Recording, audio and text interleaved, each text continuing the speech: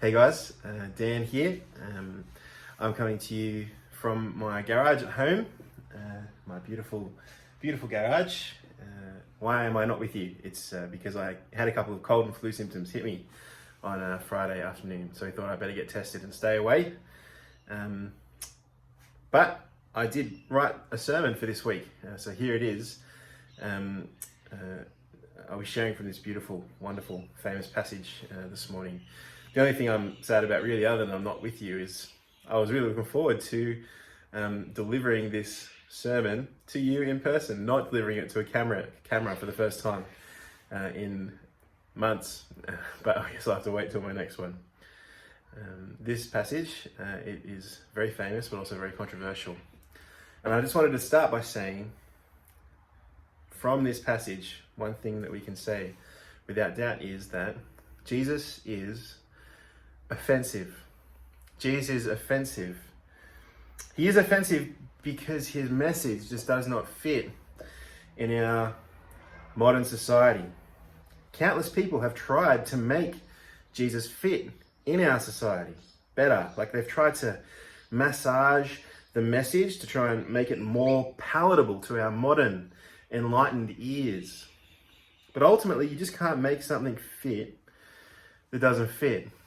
And Jesus, he doesn't fit. He's a square peg in a round hole.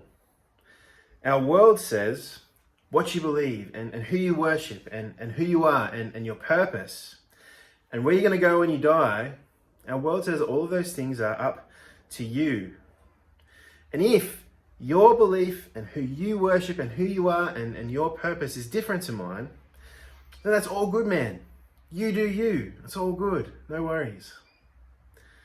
We live in a pluralistic society or a society with many different gods.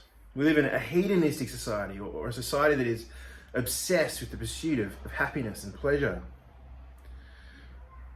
We live in a society that is full of passionate opinions and easy access to a million equal points of view at the click of a button. And Jesus just doesn't fit in that world. Jesus' claim rather is this: I am the way, the truth, and the life. If what he had said was, I am a way and a truth and a lifestyle, then this actually wouldn't be a problem. And there are preachers across the world who are trying to preach a Jesus like that, a one-size-fits-all Jesus who believes the kinds of things that I believe and who thinks the kinds of things that I think and who cares about the kinds of things that I care about. A Jesus who would surely never exclude anyone from God and who surely would never exclude anyone from heaven. He's just too lovable, our Jesus. He's just too cuddleable, too nice. But Jesus did not say, I am a way, a truth, and a lifestyle. And anyone who does say that Jesus is like that is a liar, who is leading people away from Jesus rather than to him. What Jesus did say is, I am the way, the truth, and the life. No one comes to the Father except through me. Now he says this huge claim. It's in the context of a conversation with his disciples. Now this conversation, it's dripping with weighty significance because this conversation takes place on the last night that Jesus is going to have with them before he goes to die on the cross.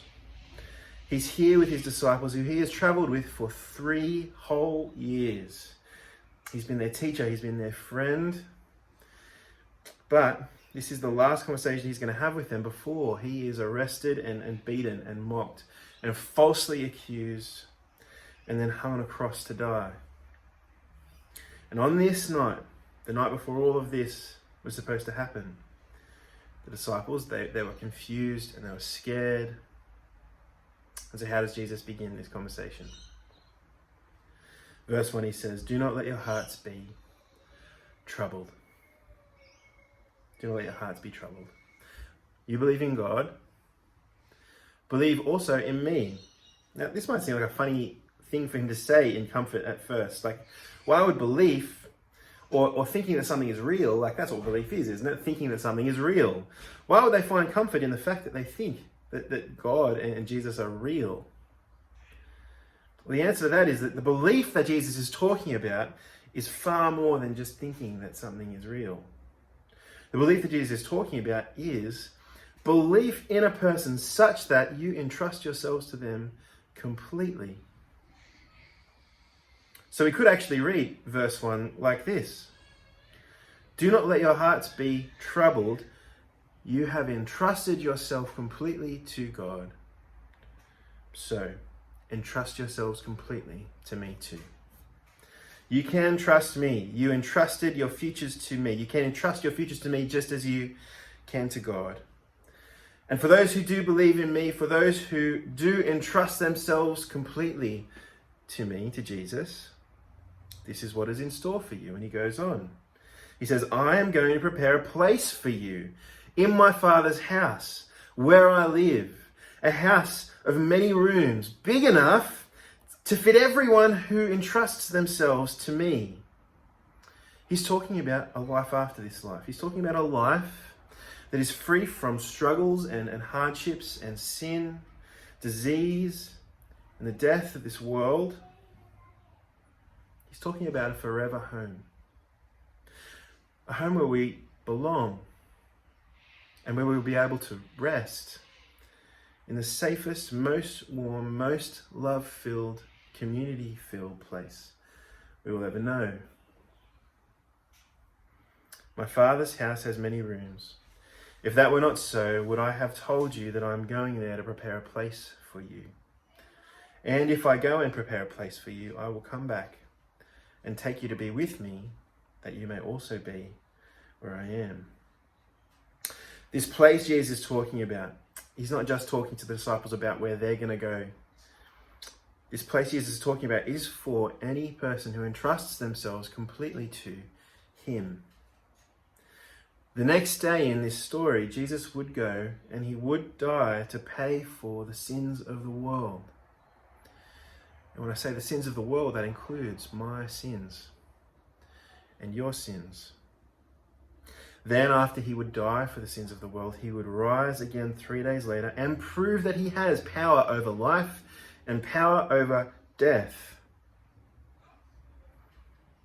paving the way for us to enter into his Father's home and to belong there. Now, the principal of YouthWorks College, his name is Bill Salia. He's actually got a really cool way of describing this, of describing the belonging that those who entrust themselves completely to Jesus have in the Father and in his house. He describes our belonging in the Father's home in terms of fridge rights. Like if you're going to go and stay with some friends a couple of nights, just imagine you're going to go and stay with some friends for a couple of nights in their house. Now, they might give you great hospitality. They might feed you and give you a bed.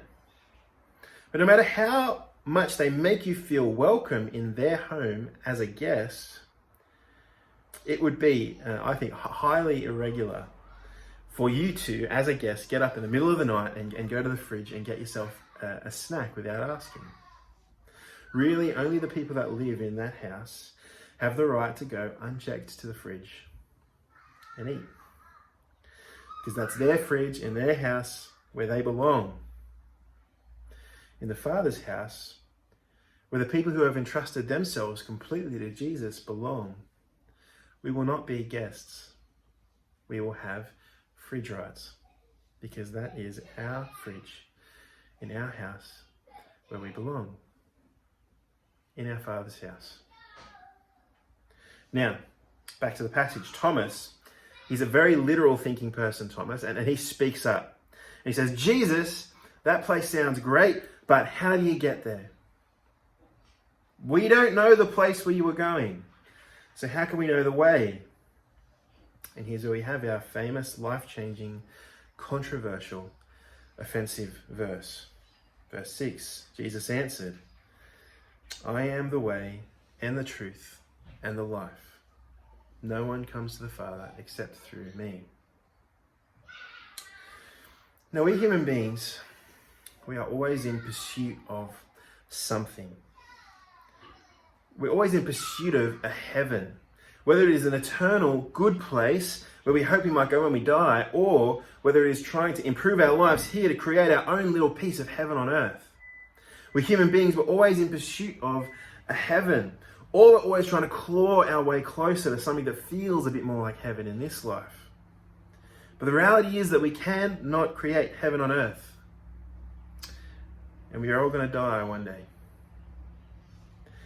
And there is a God, the God who created all things, including you and me. And that God loves everybody. But, and here's the offensive part, there is a God who loves everybody, but who does not accept everybody. He accepts anybody, but not everybody. Who does he accept? What is the way to knowing God and to being saved by him and to entering his house when you die? Who does God accept?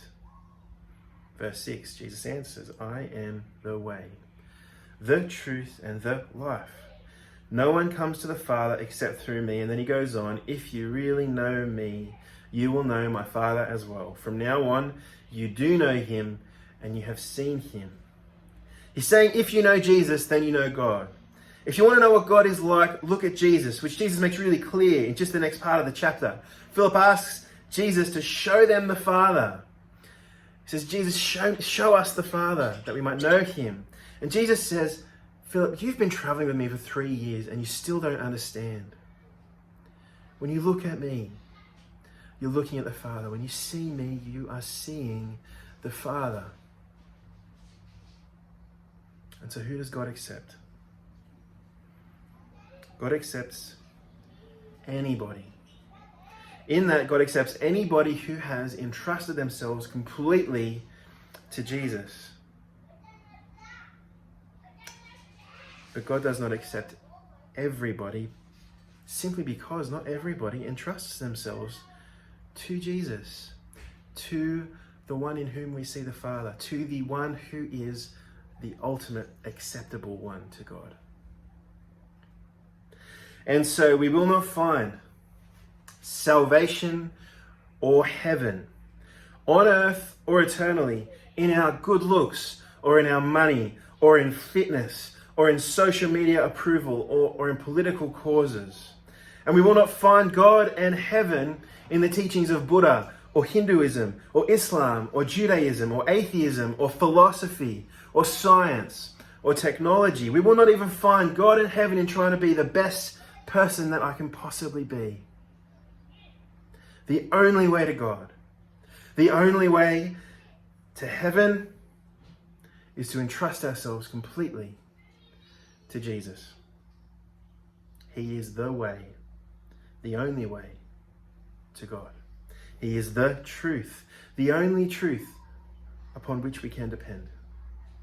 He is the life, the only one who can provide life and life eternal. He is the way, the truth, and the life. Entrust yourselves completely to him and you will know and be accepted by God, and you will one day enter his house. And I wonder what kind of snack you're going to pull out of the fridge when you get home.